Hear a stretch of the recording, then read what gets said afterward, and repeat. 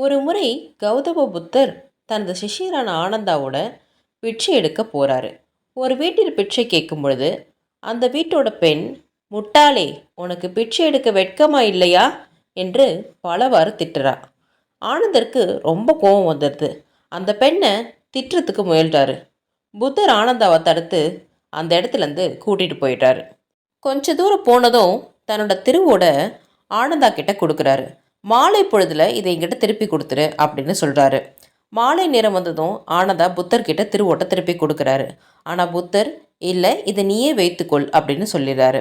இரவானதும் தூங்க செல்லும் முன் ஆனந்தாவை பார்த்து, இந்த திருவோடு யாருடையது அப்படின்னு கேட்குறாரு. ஆனந்தா அதுக்கு சொல்கிறாரு, இது என்னோட திருவோடு அப்படின்னு. அது எப்படி என்னோட திருவோடு உன்னோடதானது அப்படின்னு கேட்குறாரு. நான் திருப்பி தரும்போது நீங்கள் ஏற்க மறுத்து விட்டீர்கள், அதனால் அது என்னுடையதானது அப்படின்னு சொல்கிறாரு. இதே போல்தான் அந்த பெண் திட்டிய பொழுது அந்த வார்த்தைகளை நான் வாங்கி கொள்ளவில்லை, அதனால் அந்த வார்த்தை அவளிடமே போய் சேர்ந்து விட்டது அப்படின்னு புத்தர் சொல்கிறாரு. யாராவது நம்மளை முட்டாள் அப்படின்னு சொன்னாங்கன்னா அதை உறுதிப்படுத்துகிற மாதிரி அவங்கக்கிட்ட கோவப்பட்டு வாதம் செய்கிறத முதல் நிறுத்தணும். சொல்லால் மட்டுமல்ல, செயலாலும் புரிய வைத்தவர் புத்தர் பெருமான்.